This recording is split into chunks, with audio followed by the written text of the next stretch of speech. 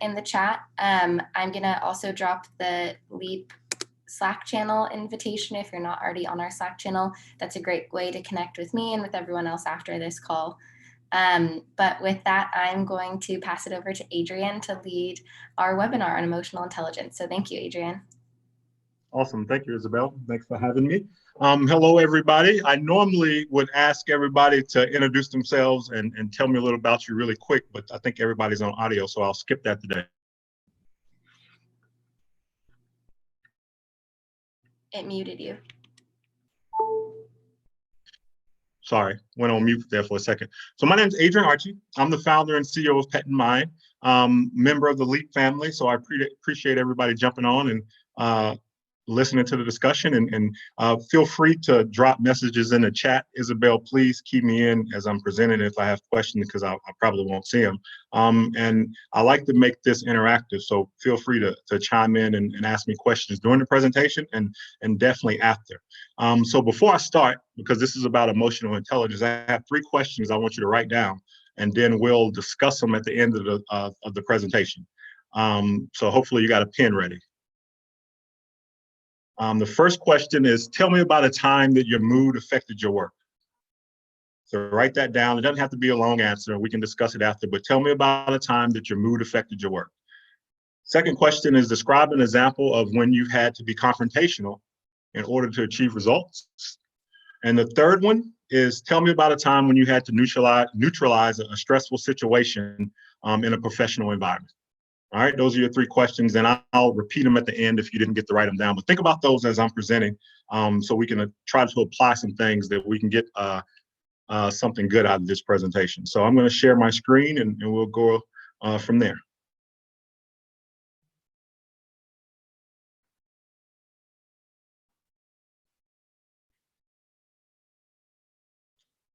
Can you see my screen, Isabel?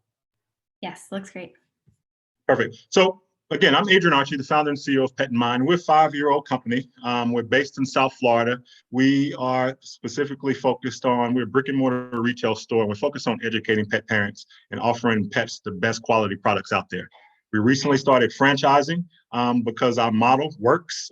We want to get more people into the pet industry. So our low format model is what we're going with to bring more people into the industry. I'll love to answer questions about the company offline if you want to talk. So emotional intelligence and why is it important to me?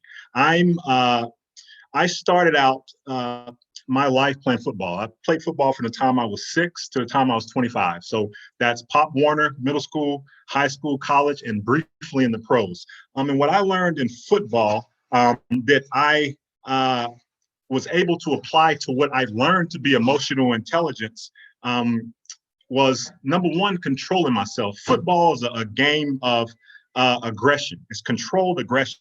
And what you'll find is that aggression a lot of times will get you to an emotional state where you can actually be out of control and you don't accomplish anything on the field and you waste those moments. When you think about football, it's you practice 7-8 months out of the year. You work out, you run, you do certain things in order to prepare for the season. And then the season starts and it's 12 to 15 games, depending on what league you're in. And then in those games, you only have a few seconds to be on the field. If I was a defender, so I was on the field a brief amount of time. So you practice thousands of hours, you prepare thousands of hours to get a few seconds on the field during a game to make plays and to make an impact. It's wildly important that your emotions are controlled so you can take advantage of those few seconds that you prepared thousands of hours for. I also was a medical device sales rep, which medical devices is a very stressful job. It's full commission, and I specifically sold to neurosurgeons, so brain surgery and spine surgery. Those neurosurgeons, they go to college. They go to 4 years of undergrad, 4 years of medical school. They go to 6 years of residency to become a neurosurgeon, and then they may do another 2 to 3 years fellowship in order to specialize in tumors or aneurysms or spine. So you're talking about an individual that went to school literally 15 to 16 years in college. So highly intelligent, very hard to influence, very hard to move in a direction that you want them to go in order to complete the sale. It was a long sales cycle, and it was extremely important that I managed my emotions during that, and also understand the emotions of the people I was dealing with in order to drive the situation to the best outcome for everybody. So that's where my focus on emotional intelligence comes from. That's why it's so important to me, and I lead with it. IQ is something everybody knows. We all know about IQ. We all understand the rational intelligence that's important in accomplishing things. But I believe that emotional intelligence is above that. I don't think you can rationally get things done if you're not emotionally intelligent and driving the situation to get there. So let's dive farther into it and talk about what emotional intelligence is. This is a long explanation. Basically, what it's saying is it's your ability to process information and then understand your emotions, other people's emotions, and then use that to come to a positive outcome. And the important thing there is one, it's in order to get to a goal. That's the first thing about emotional intelligence. How do you harness your emotions in order to get to an end result that's positive? The second piece of it is interpersonal relationships. That's a huge piece of emotional intelligence is not only understanding your own emotions, but you can't understand other people's emotions and where they're coming from if you don't understand yours. So interpersonal relationships is really, in my opinion, all emotional intelligence. You may not see it that way. You may not know that you're using emotional intelligence when you're interacting with other people, but that's what you're leading with. So how well you are able to harness those emotions, understand emotions, is really how efficient you are in communicating and getting people to move in the direction you want them to without manipulating. So what are emotions? That's the foundation of emotional intelligence. And I think a lot of times emotions are misunderstood. Emotions can sometimes be viewed positively, sometimes negatively. It depends on how they come out. You know, you may think somebody is always angry or very hard to talk to, or they're always happy and joyful. But that emotion really is only a chemical signal that the brain emits. It goes out to the nerves, it encounters those synapses in the nerves, and it communicates. So that's a chemical that makes us feel a certain way and basically sets us up to respond to whatever situation we're in. But the electrical part of it is what we shouldn't forget as well, that we're electrically charged. It's electrolytes flowing through our body. So we're actually emitting energy as human beings, as a living being, just as much as we're experiencing that chemical. So that chemical pulses through your body from the brain. And then that electrical signal is what you emote to other people. So what you'll find is that emotions aren't the problem. Emotion is simply a chemical that puts you in a place that you can react to what you're experiencing. If you encounter a grizzly bear on a hike, adrenaline is the emotion you're feeling. Now, adrenaline has a purpose. It opens your blood vessels up. It pushes more blood to the muscles so you can run faster. It increases your ability to see and hear things. Your heart pumps more blood. So it gives you the chance to either fight or flight, which we all know. So that emotion in that case is beneficial. Where the emotion becomes detrimental is when you harness it the wrong way. So emotions aren't the problem. The problem is our behavior once we experience the emotion. Once that chemical, that electrochemical transmitter goes through our body, how do we then behave is what we can harness and make work for us. So a couple things you need to think about when you're thinking about emotional intelligence so you can start to be aware of yourself as a founder.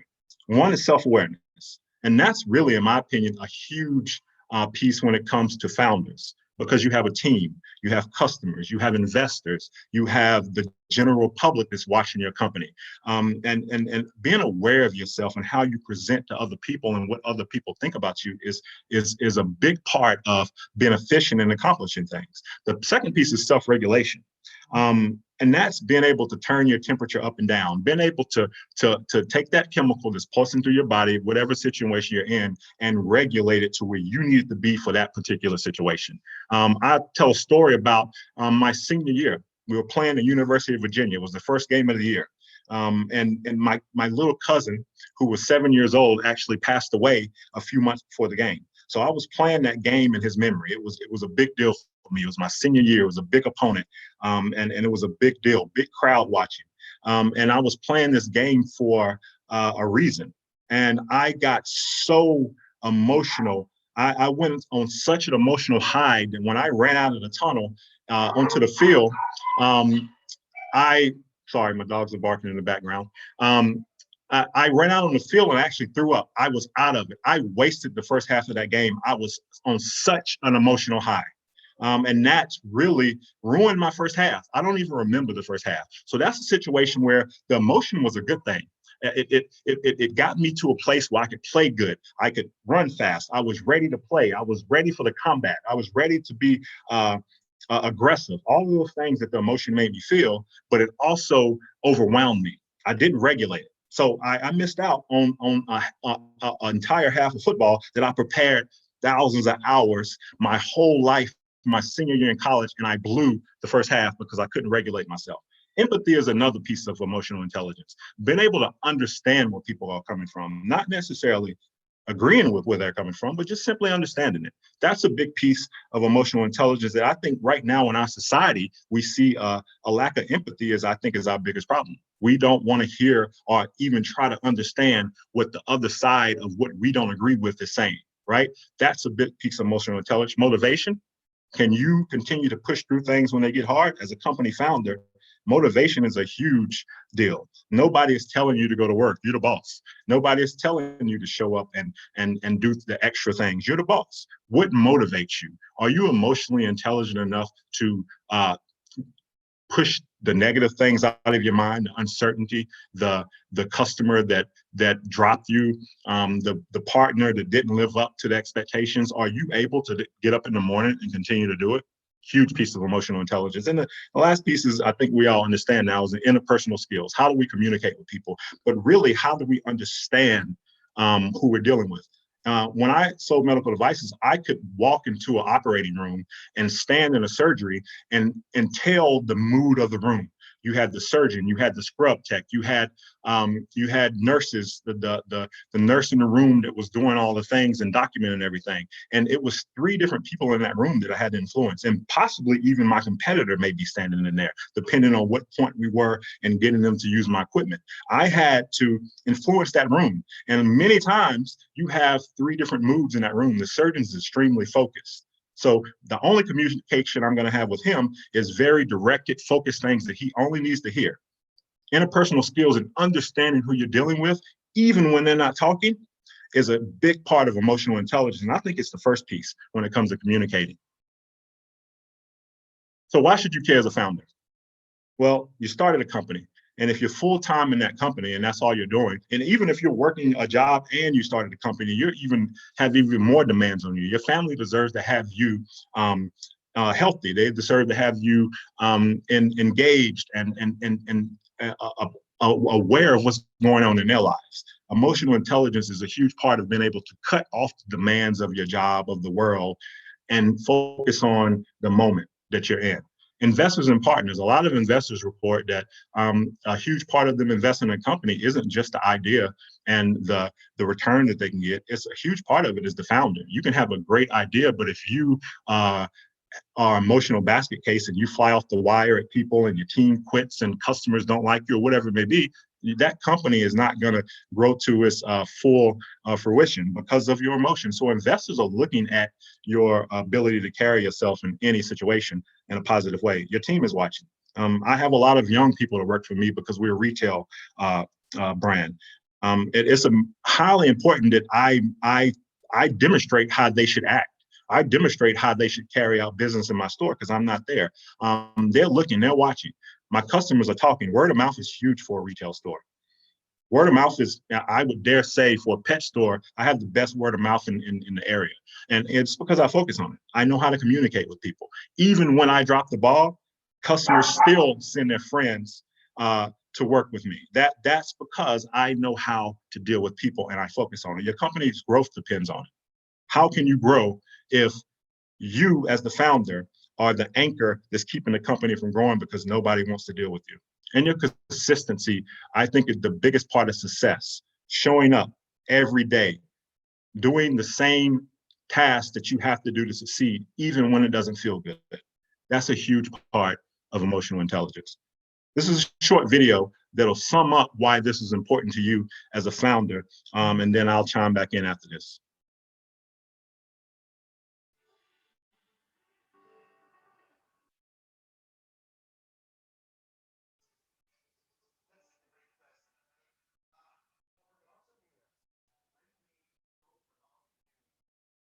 Can you turn up your audio, Adrian? It's a little hard to hear.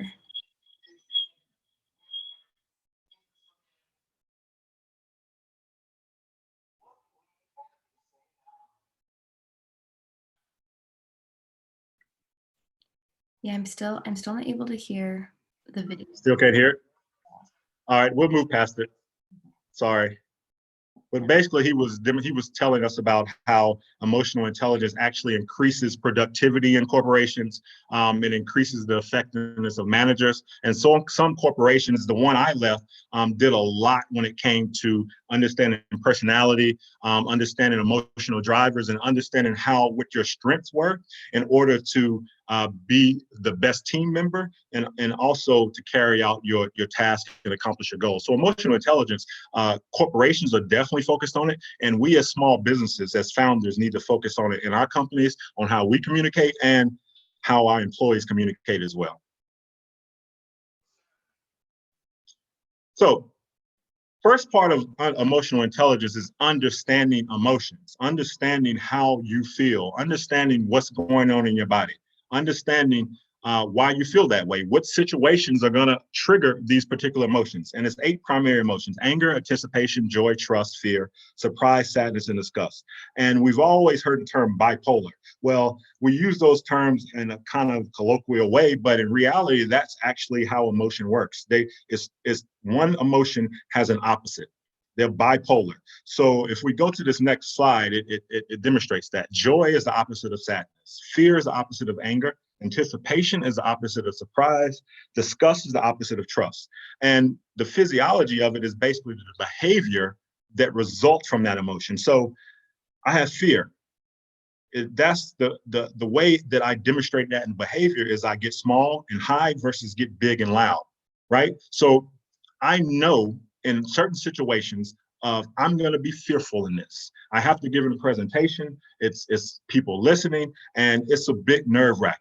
So how do I handle that? I know that I can exhibit those behavioral traits because if I do, it's going to come off as I'm being fearful, but I'm also going to feel fearful. So what I found with emotion is I understand the emotion I'm feeling, and then I know how to exhibit the behavior that it actually cuts that emotion off and it regulates it to where I need it to be, right? I've actually been and I actually practice this. When I get angry with somebody, we're having a discussion, I actually ask for a hug because that behavior, that hug actually, it's energy being exchanged, and that hug will actually turn off the feelings of anger. Try it. I promise you, the behavior can affect the emotion and vice versa. So what you need to focus on is not the emotion that you're feeling. You can't turn off your brain and not make you feel fearful when you're standing if you're scared of heights and you're standing on the side of a mountain. You can't turn that off. But what you can do is change the behavior, and that's what will regulate the emotion.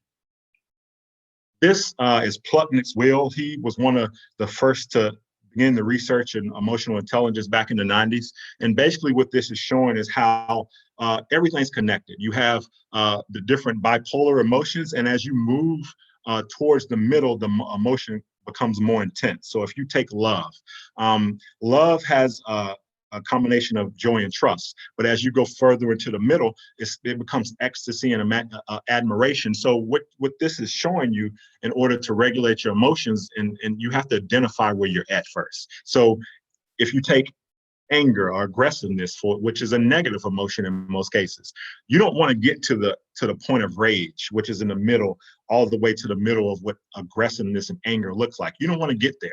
Right? So if you understand that annoyance is first, and then anger comes second, and rage is third, and rage is where you're going to come off as a basket case to other people, you can prevent that of moving down that line. So that's what I challenge us as founders to start doing, is start recognizing how you feel, start understanding emotions and where you may be on the scale, and then you can start to turn that temperature up and down to where you need it to be.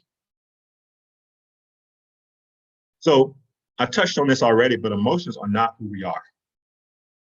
They're not positive or negative. Emotion is the chemical reaction. It's the electrical pulse going through your body. If they're harnessed correctly, you actually can use them to find way through your challenges. So we should experience them more, not less. Oftentimes, because I'm always thinking of emotion, and I oftentimes, tell somebody, you're too emotional, and I catch myself because they're not too emotional. That's a mechanism that's there to help us. What they are not doing is harnessing it right. They're behaving in a way that makes that emotion negative. So how do we control it? Well, I can't tell you how to control it, but I can give you tips of what I do to control it. Medical devices, we had to hit quotas, and it was a yearly quota. My boss lived at the time, I had the state of Florida, he lived in Mississippi. So it was a very autonomous job. I had all the hospitals on the East Coast of Florida. They're not building new hospitals every day. And the company I was with had very high expectations on your yearly numbers. Like, I mean, sometimes 20% growth every year, which is extremely hard to do because they're not building new hospitals every day. And it's the same relationships this year that I had last year, right? So I learned to stay in the middle. I would have one day where I had been working on a deal for 2 years, and I finally got the yes, and they gave me the PO, and I make a lot of money, and I get there, and I accomplish the goal, and then the very next day, a customer calls and kicks me out of the trial, and I no longer have an opportunity for another deal that I was working on for a year. So you have this emotional high, and then immediately you're in a valley. How do you prevent that? Well, I found out that you have bipolar emotions. The high emotion is the same as the low emotion. It's the same emotion. It's just how it feels and how you exhibit it. So a high can actually throw you into a deeper low because a high is hard to achieve. You can't achieve a high every day. It's just not possible to always to achieve your goal, to do the best, that everything goes right every day, that you feel on cloud nine every day. That's not attainable. So what happens if you need that high in order to stay motivated and work? Well, at some point, you're not going to be motivated and you're not going to be working because you can't achieve that high every day. So highs are just as unhealthy as lows. So celebrate that win. Go out to dinner, call your friends, buy yourself a gift, but get right back to the middle immediately. You don't want to stay in the low. You don't want to stay in the ditch. You don't want to be a person that that can't ever be happy and you're always the Debbie Downer. You don't want to be that way. So stand in the middle, whether you have a great day or a terrible day, is the best way to control your emotions. You meet Adrian, 9 times out of 10, I'm going to be the same Adrian every day. You never know what's going on in my life unless you're really close to me, because that's not the goal. That's not how I get to the goal. That's not how we form a partnership. If I'm exhibiting everything else is going on in my life in this business deal that we're doing, right? So stay in the middle. Focus on that. Focus on staying in the middle. Change your perspective. Emotions are wisdom. Again, they're there to help us. So rather than getting mad at somebody when you're driving down the street and having road rage, maybe you change your perspective and say, hey, maybe they had a long day at work. I didn't. I had a good day at work, but maybe they had a long day. Maybe they're rushing to the hospital. Maybe they've had a terrible week. You never know what somebody else is going through. So change your perspective. You don't be the catalyst that keeps that road rage going, right? You change. Don't expect the other person to change. And what you'll see is when you start to control your emotions and interactions, other people around you will too. So simply change your perspective on what is causing that behavior.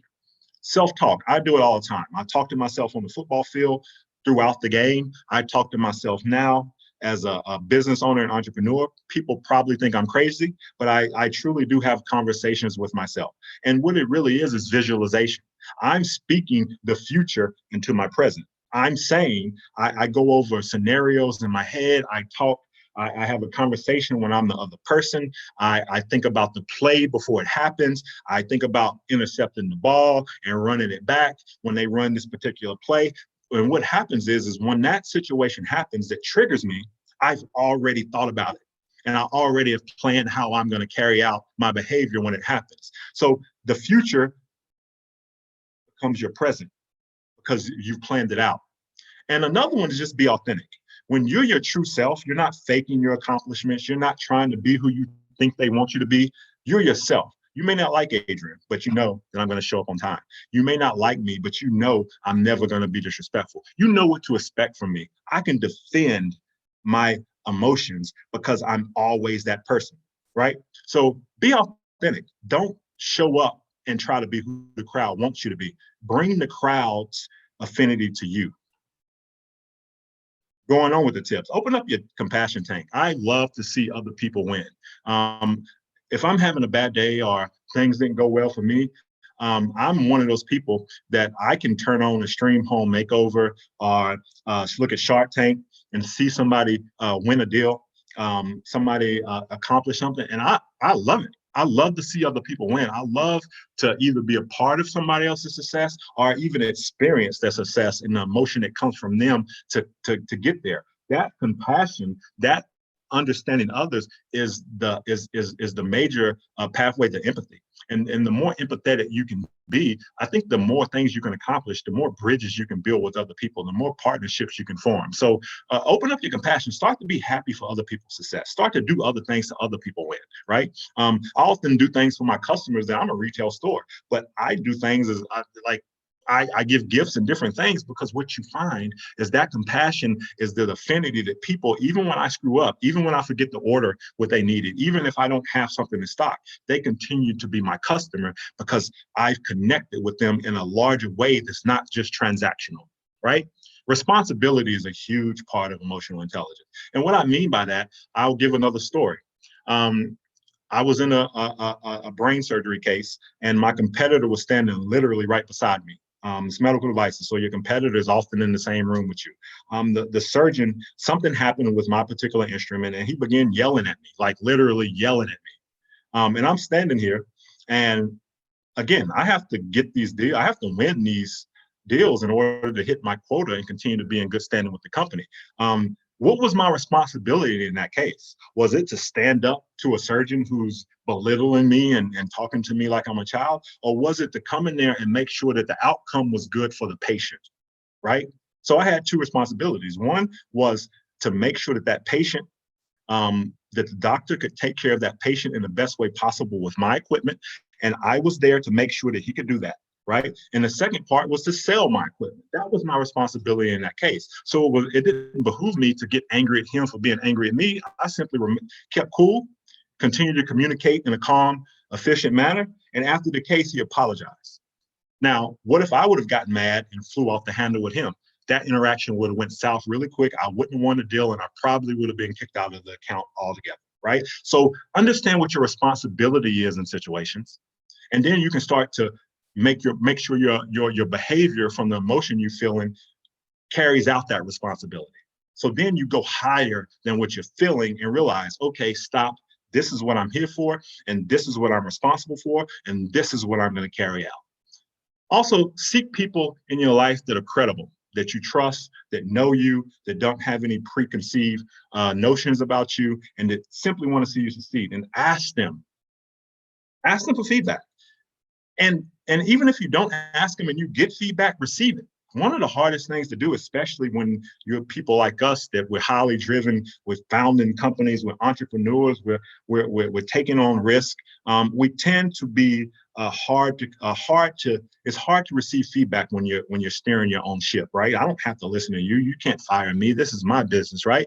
But what I found, even with customers, I listen to their feedback, even when it doesn't feel good. Now, I was able to develop that muscle because of my background in football. I mean, I had coaches through my life, so I was used to receiving coaching. As a matter of fact, I need feedback. I seek feedback. I want to know how good or bad I'm doing so I can adjust. But that mental muscle, when you start to understand how people view you, what they think about you, you can't change yourself, and you especially can't understand other people if you don't understand yourself. So feedback is critical.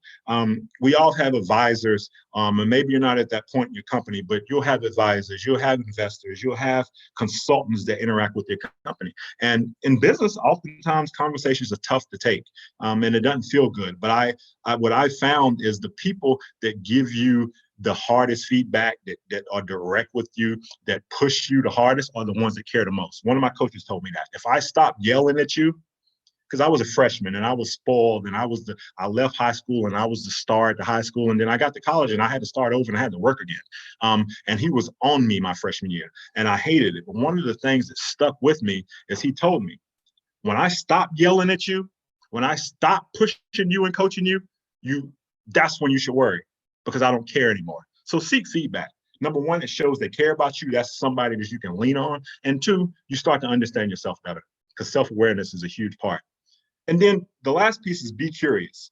I found that when we're 5 years old, and I was also somewhat of an entrepreneur in medical devices because it was full commission. I did my own thing. I made my own business plans. The company simply paid me. So I found that a lot of situations that cause fear, that cause you to draw back, to cause you to avoid, the best way to move past those is to be curious. And what do I mean by that? You know, if I'm franchising now, that's a new step for my company. I understand pet retail very well. I understand pet nutrition very well. I understand selling and interacting with customers very well. But I've never been in the franchise industry. So this is a whole new ball game for me that I'm learning. I'm networking. It's coming through a fire hose, right? How do I move and take the risk that I'm taking with my company, and this franchising plan may not work? How do I move past that fear and actually accomplish it? I remain curious. I never stop learning. I ask questions. I network. I push people. I ask for help. That's one of the hardest things to do for a founder, is to ask for help. But that shows a highly emotional, intelligent person, because it's a way to ask for help, that you don't turn people off, that you don't seem too needy, that you don't seem to be taking advantage of people. Be curious. Push further. And what you'll find is that you'll look up from your curiosity and you're 15 steps past what you were scared of, because you stopped focusing on the fear and you started focusing on learning. So a couple of books and links that I think will help. I'm in the process of actually being certified in emotional intelligence so I can coach others, because I think it's important. I like it. Again, I like to be part of other success. So that's something to actually get a lot of value from. 6seconds.org is a great site. It's a great organization. They focus intently on emotional intelligence. They have a bunch of certifications on there. You can become a coach. You can become a consultant. You can take the courses just for your general knowledge so you can become better at it. But I recommend you go there, go through the site, look at things, and start to focus on this. I go there all the time to read articles and just improve my emotional intelligence, because I think that's why I'm successful. I'm not stupid. I'm a smart guy. I'm intelligent. My rational skills, my IQ's pretty high, but I lead with emotional intelligence. And the second piece, the link that I think you should go to is from Positive Psychology, and I'll click on this one. But basically, this one has self-assessment. So you can go and find out where you fall on the emotional intelligence scale. The average person is 90 to 100. I scored a 120. I was happy about that. I'm above average, but it's good to know. It's good to get that baseline and things you can start to work on. And I periodically go and see if my score has risen or fallen, because improvement is always the case. So that's a great site to check out too. So go check that out. Couple books that I've read over the years that I think have made a big impact and I often go to as a reference. The EQ Applied by Justin Bariso is great. It really breaks down how to use emotional intelligence in a real world, interacting with people, teams, influencing others, understanding other people's emotions just by, they may not even be talking, understanding what keys you should look at, what particular behavioral traits or things that they're doing, that you can actually understand how other people feel, and then move your approach to where they are in order to positively influence them. And I always tell my associates that work in my store, one of the major things you need to start to focus on is you need to listen. You need to stop, listen to what they're saying, pay attention to the body language, and then you start to, because we don't manipulate people. We help with nutrition and we want to offer solutions. And as a small brand, we don't have the luxury of a big store, a big box store that people can get upset with, but they're going to come back, right? They get upset with us, they may never come back. So it's hugely important for us to be able to communicate in a way that influences people to, one, like us, and two, trust us, right? So that's one of the things I focus on with my associates is understanding other people and then presenting yourself in a way that makes sense to them. That's not manipulation, that's efficiency, right? Another book is emotional agility, and it gives you a little bit of insight on how to change, how to actually, like, you get angry in these situations, you're afraid of change. This book is great at giving you tips and real world examples on how you can actually, as the title says, be agile in your emotions. So I found that emotional intelligence is only as good as your experience, right? If you never experienced that situation, you may still be pretty emotionally deficient, right? But if it's something that you've done the work, you can't hide work, right? If you've done the work, you've practiced all of those hours, you've put together the business plan and gone over it 50 times, you've looked at the partnership deal you're putting together, and it should be great for both of you. If you've done the work, then you can handle that situation well, even if it goes south, right? You have the experience, but you're always going to encounter situations that you're not experienced at. So how are you agile in the moment so that you don't lose your emotion and blow everything, right? That's a great book to do that. And this is the last slide, and this really sums it up. Emotional intelligence allows us to respond instead of react. And I'll tell one final story, and it's about football. I was a linebacker, and being a linebacker, whether you understand football or not, we're on defense, and our major job is we're the quarterback of the defense. We call the plays. We are kind of the person that if the linebacker makes most of the tackles, most of the plays, because that's how most defenses are set up, right? We practice small little things. When I got to the pros, we practice on taking a step with our right foot and back with our left foot and using our arm to block, to shed the blocker. And we did very minute movements and very intricate things like that. That it seems like when you look at a football game, it just seems like people are running around wild, tackling people. No, it's an orchestrated deal going on out there. And and the reason that we would take those steps, I mean, I was a linebacker all my life. So from the age of 6 to 25, I probably took literally 25,000 times I did that drill. No exaggeration. And why do you do that? Because in the game, when you're tired, when you're bleeding, when you're hurt, when the crowd is loud and you can't think, you don't want to be reacting to what's going on. You want to respond. And response is cool, calm, and collected and deliberate. A reaction is wild and out of control, and it may be the right reaction, and it may be the wrong reaction. And you don't want to take your future of your company into a reactionary situation. You want to be able to respond to the things that are going on around you in a cool, calm way. That's why emotional intelligence is important. That's why I lead with it. I talk about it all the time. I think it's way more important than our rational intelligence. You can read all the books and be the smartest person with IQ in the world and not be able to communicate with people and get anything done, right? So I challenge you as founders to become more focused on emotional intelligence, practice it, focus on it, and watch things start to change as far as accomplishing your goals.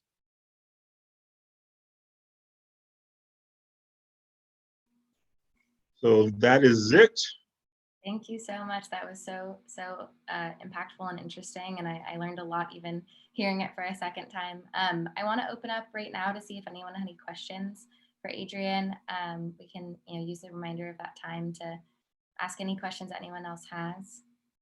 Feel free to type it in the chat, or if you want to unmute and just chime in, that would be great.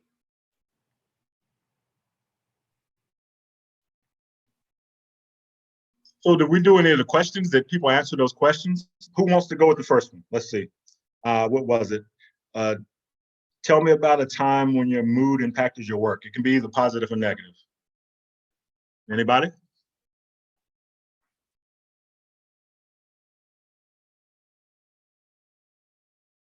Who's going to be the brave one? Yeah, Karina, feel free to speak up if you want to. Hi, Adrian. Good afternoon. Hello, how are you? Karina. I'm good. Awesome. I'm sorry I had to join a little bit later. I was coming from another meeting. I'm from Argentina. So I just wanted to ask you a question, because one of the things that I'm confronted with a lot here in Argentina, this is a society where people have a hard time in changing, right? It's very different from the society in the States. So I was wondering, how can we use our emotional intelligence when you are confronted with a person or a group of people that have a hard time changing, because they kind of close up and they can't accept any arguments. So how do we build those bridges? I'd like to know your insight on that, please. Sure. Is it a business situation or more personal or? Actually, I'm interested in more of a business situation because, Sure. in a personal situation, I can always send my husband Sure. to the doghouse. Sure. I think,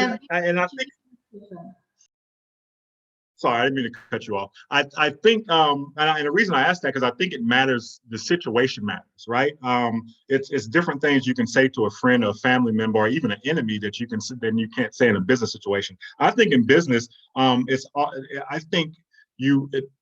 like to negotiate or interact in a business situation in a common. I'm not a greedy person, right? I don't have to win in order to feel like it went right. I like to come to a conclusion that everybody feels like we win. So I think a lot of people are set in stone for one or two drivers. What's a win to them, right? Like in a football game, a win is you have the highest score. That's what you want to accomplish, right? What is it that the person that won't change, what does a win look like to them? What does a win look like to you? And how can you start to help them understand where you're coming from? And again, empathy. I'm going to understand where they're coming from, because a lot of times you'll say, well, they'll never change, but they probably think you'll never change either, right? So both of you think that you're not going to change. So what I found is a lot of communication is nonverbal. Like they're over there thinking the same exact thing you're thinking about them. And what that is a lack of understanding why they feel that way. I may not agree with you, but I need to understand why you feel that way. And then we can start to move in a direction that we can come to a common goal. Maybe I don't win as much as I want. Maybe I give a little more, but if I get them to move closer to what I want them to, maybe it's worth it. But I would do a better job, and I'm not saying you haven't, but I would focus more on finding out really what it is they want and why that is, and then really quiz them to see, and it's the way you ask the question, but see if they understand you. Because a lot of times we don't understand each other. And I think that's even, and I won't go into it, but politics right now in the States is we're so divided, it's crazy. And if you look at both sides, the other side thinks the same about the other side. We don't hear each other. We don't care why somebody feels that way. I can't tell you you don't feel that way. It's your feelings, right? You feel that way. I can't change that. It's not right or wrong. I need to understand why. And if I can understand your motivations, then maybe we can start to move in a direction that works for everybody. That would be my approach. Does that make sense? Yes, thank you so much. Awesome. Thank you. What part of Argentina?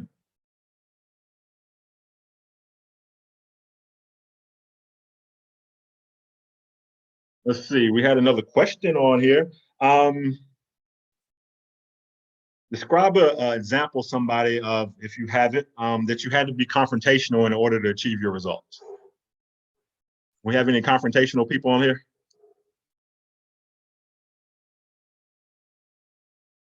I'm going to call on somebody.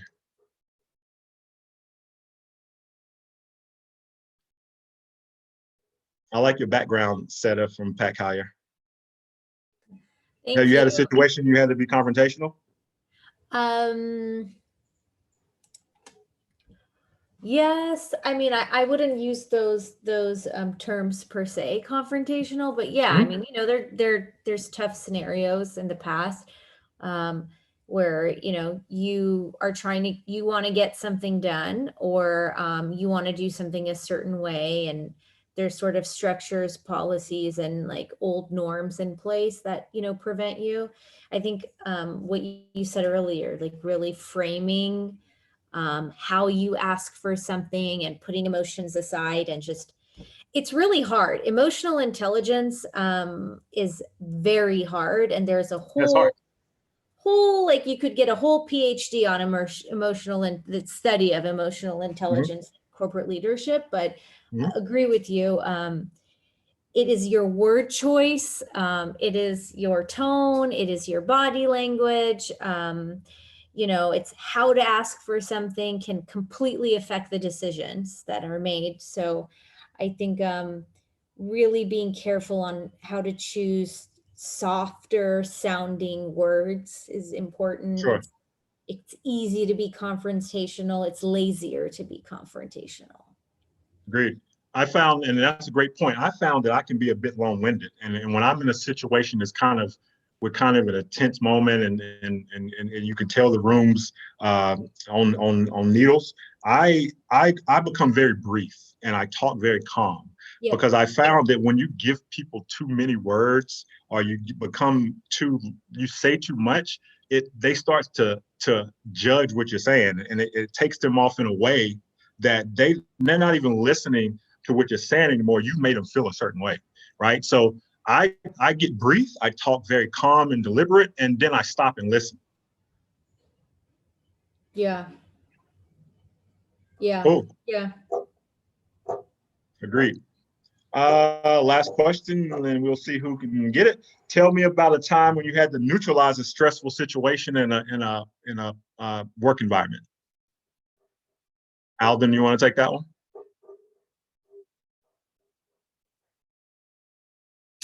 Well, that's kind of my specialty. Awesome. What do you do?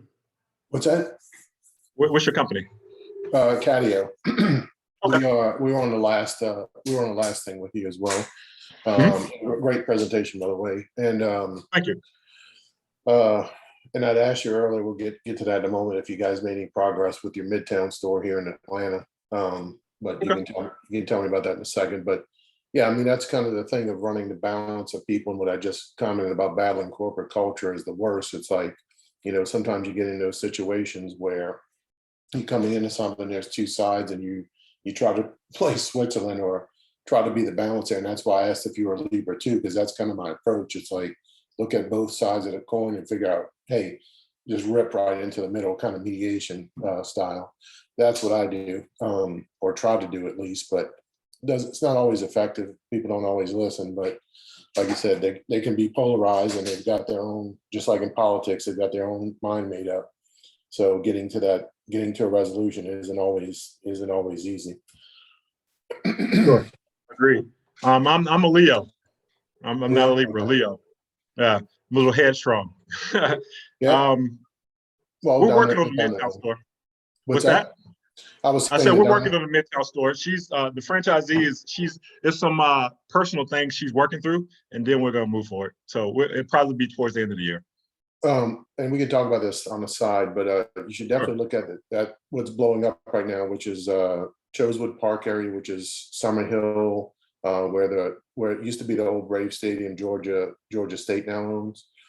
They're putting, between Georgia State, Hedgewood, and Carter, they're putting hundreds of millions of dollars into this area, and it is exploding finally. Once the Braves drop your email in the chat for me, my friend. Okay, all right, yeah, I'll drop one to you so we can talk about that. Awesome, man.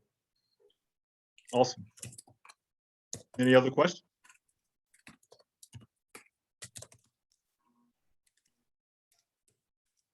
Awesome. Well, thank you again, Adrian. That was so great. And I'm going to put the recording up on YouTube today. So if anyone wants to share it with anyone that missed it, or if you missed the first half and want to check it out, that'll go up on our YouTube channel. But as always, so grateful for your time, Adrian, and for everyone else for joining and chiming in. This was a great conversation. And I'm glad we had a small group for this, because I think it makes it even more impactful. And again, if you're not already in our LEAP Slack channel, I'll put the link to join that again at the bottom. And if you have any questions for me or want to connect, I'm the program manager for LEAP, and I'm happy to answer any other questions you have. Thank you. Thank you, everybody. Thank you, Isabel. Thank you so much. That's good. Thank you. Bye. Feel free to reach out to anybody if we need to talk. Thank you. Thanks. Bye.